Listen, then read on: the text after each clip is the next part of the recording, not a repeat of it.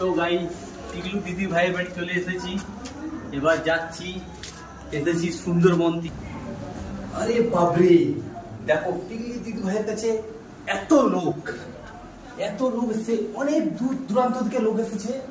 তা আমি এলাম, আমি এসেছি নিজে সুন্দরবন থেকে, এসেছি আরো অনেক জায়গা থেকে টিকলু দিদি ভাইয়ের কাছে এসেছি। তা দেখো অনেক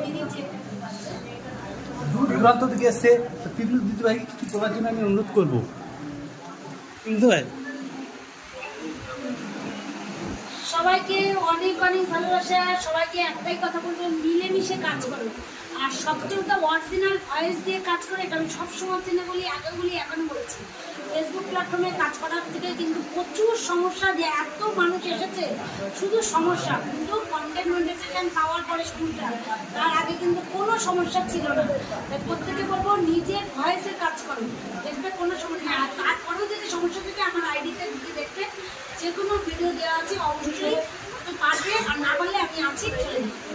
রবিবারে আসবে, ঠিক রবিবার। ফেসবুকে হিংসা নয়, ভালোবাসা।